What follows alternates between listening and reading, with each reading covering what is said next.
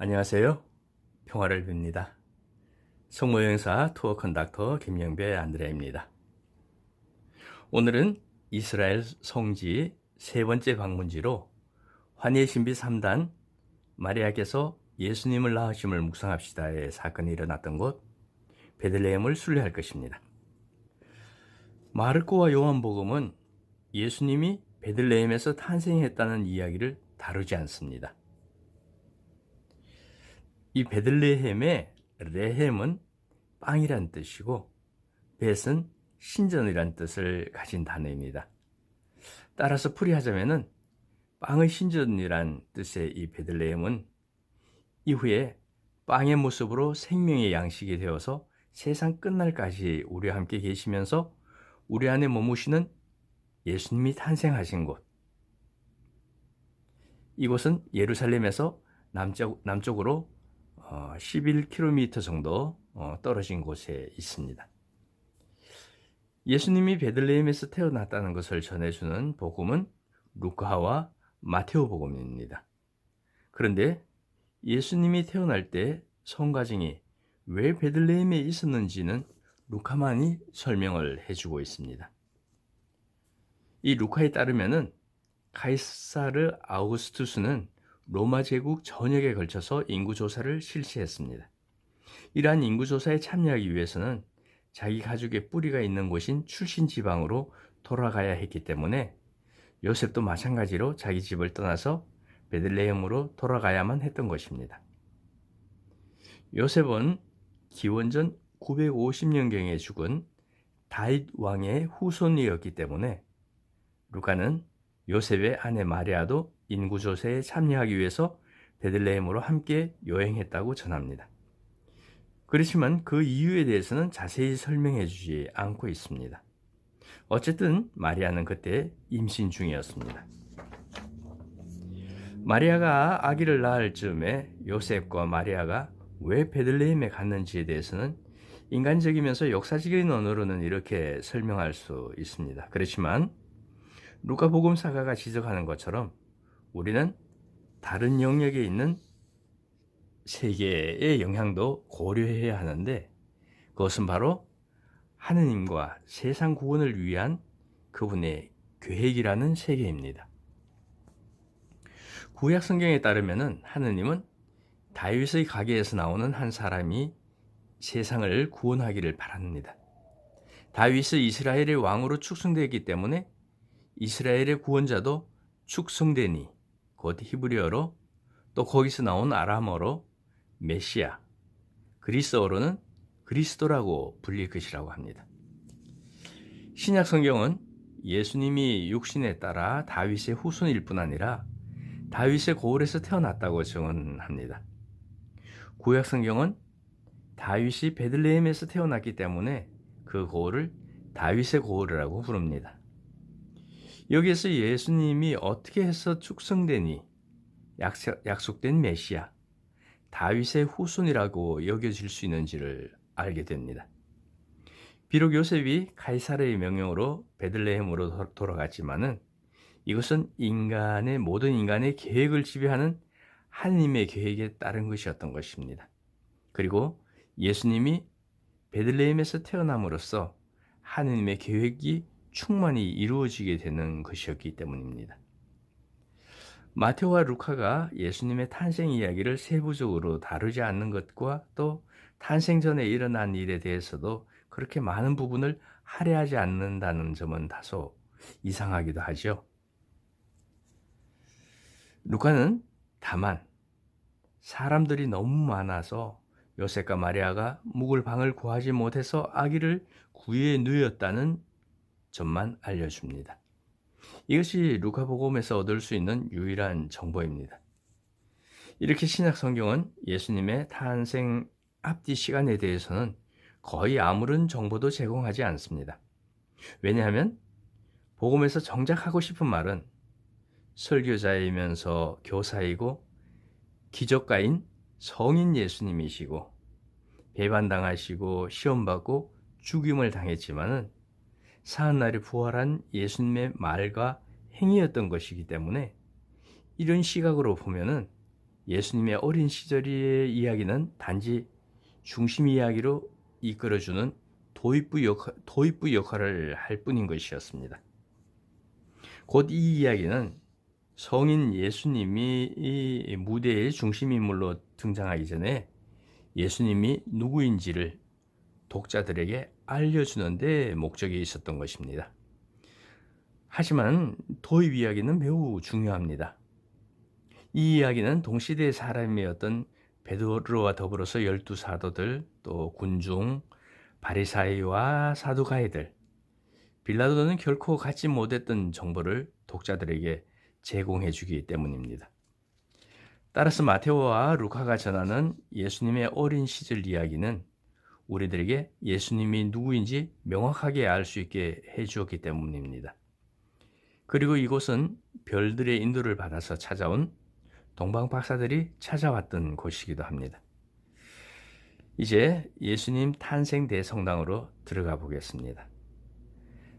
대성당 아래에는 예수님이 태어나서 구유에 뉘어졌다고 전해지는 동굴이 있습니다. 이 대성당 안으로 들어가는 입구는 매우 낮기 때문에 이곳에 들어가는 사람들은 누구나 할 것 없이 몸을 숙여야만 합니다.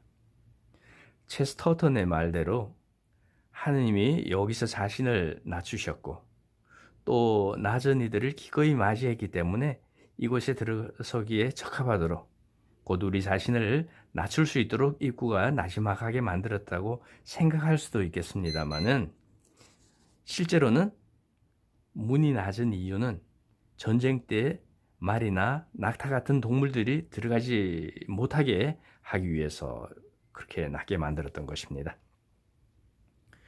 조그만 이 문은 1500년경에 만들어졌는데 문을 통과하려고 다가가서 보면은 1100년경에 십자군이 문 위에 지은 커다란 입구의 아지 윤곽을 발견할 수 있습니다. 그리고 그 위에는 553년경에 비잔틴 유스티아누스 황제가 지은 입구의 가장자리 태도 보입니다. 나지막한 입구를 통해서 대성당으로 들어선 뒤에 현관을 가로질러 가면은 오래된 문 앞에 서게 됩니다. 이 문이 열려 있다면 우리는 대성당 내부를 바로 볼 수 있습니다. 대성당은 여러 번의 폭력 사건으로 많은 변화를 겪은 오래되고 낡은 건물입니다. 사실 330년경에 콘스탄티누스 황제는 이곳에 웅장한 대성당을 지었는데 이 성당은 사마리아인들에 의해서 거의 파괴되었습니다.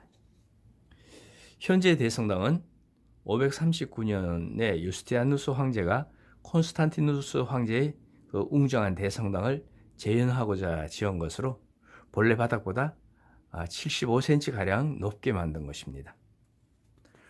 오늘날 성당 안 곳곳에서 성당 바닥을 들춰보면은 아래로 옛 콘스탄티누스 대성당의 바닥을 쉽게 확인할 수 있습니다. 중앙통로로 들어가다가 중앙통로와 측면통로가 만나는 지점에 서면은 성당 내에 곳곳에 놓인 제대를 볼 수 있습니다.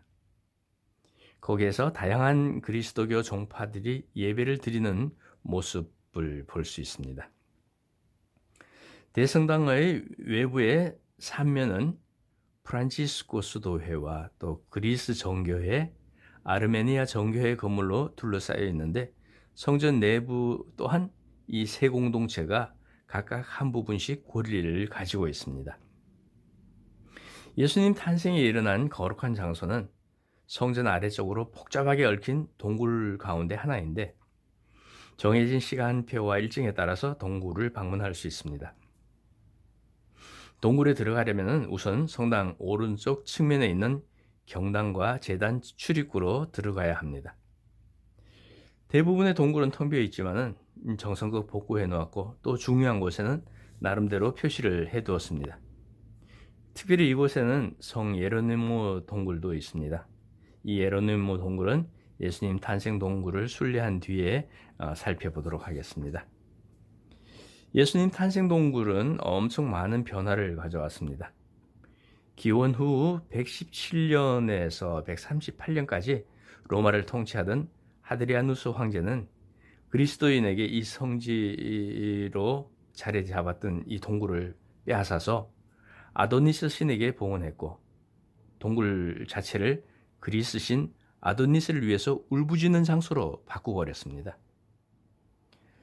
그리스도인들은 다시 이 동굴을 차지한 다음에는 동굴에 손을 대기 시작하는데, 그들은 벽을 매끄럽게 만들고 천장을 만들어서 경배하기에 합당한 모습으로 만들었습니다.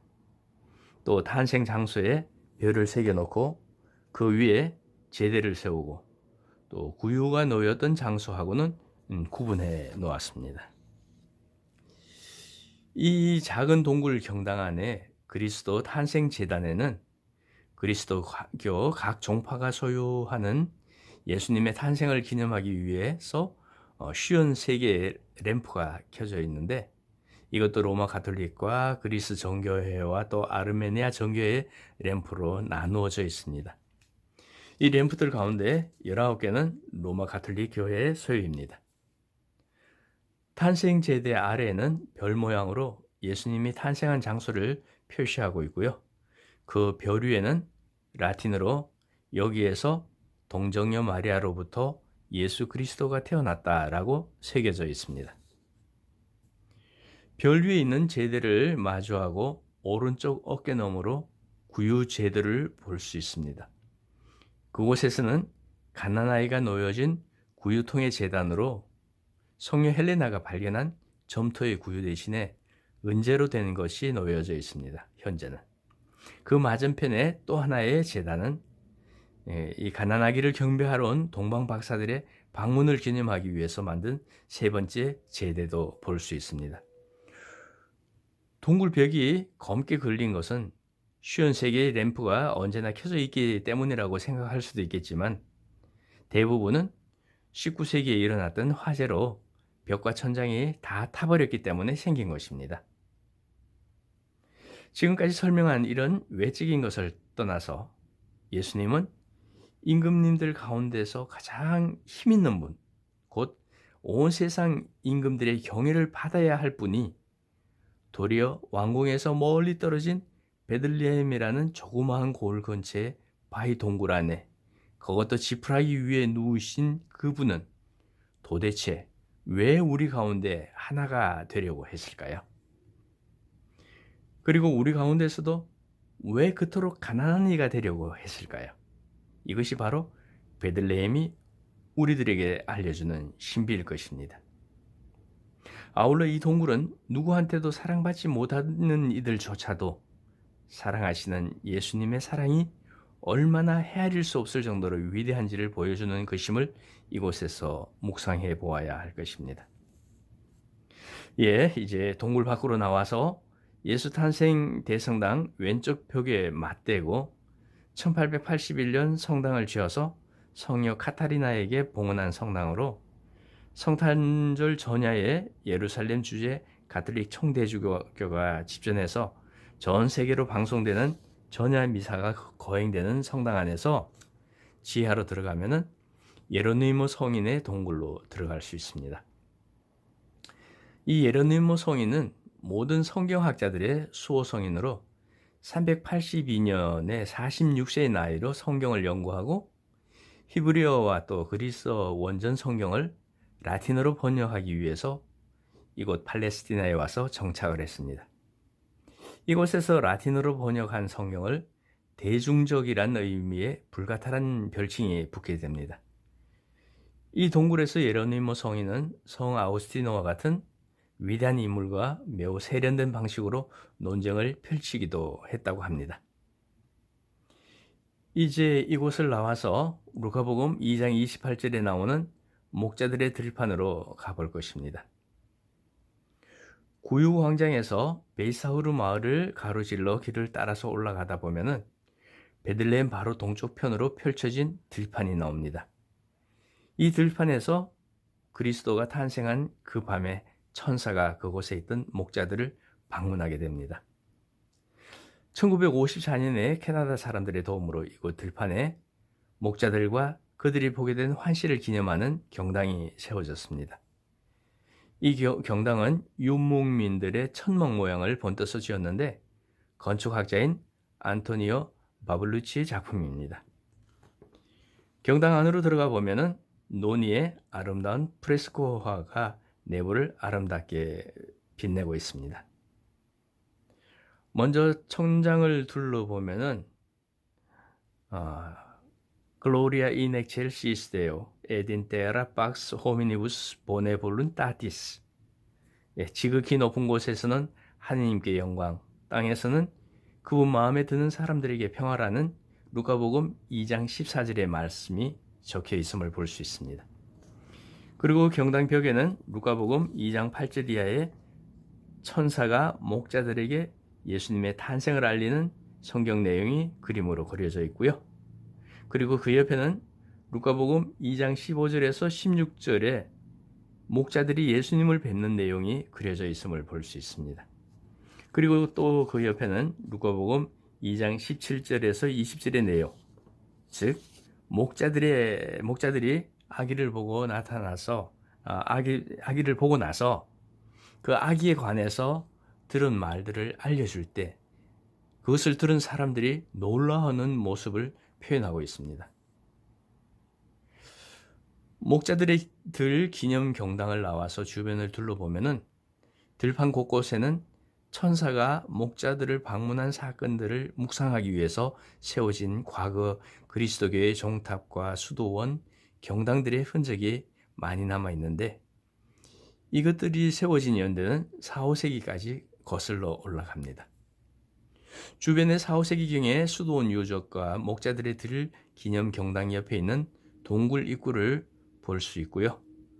동굴 안의 제대 모습과 또 동굴 안에 계시는 아기 예수님, 그리고 동굴 안에 꾸며놓은 마구간과 말구유를 보면서 여기에서 목자들은 루카복음 1장 79절과 이사야서 9장 1절에 나오는 어둠과 죽음의 그늘에 앉아있는 이들을 비추시고 우리의 발을 평화의 길로 이끌어 주실 것이다 라는 말씀을 믿고 하느님의 빛이 자신들을 비추어 해방시켜 주기를 몇 세기를 기다려온 신실한 이스라엘 사람들을 상징한다고 보면 될 것입니다.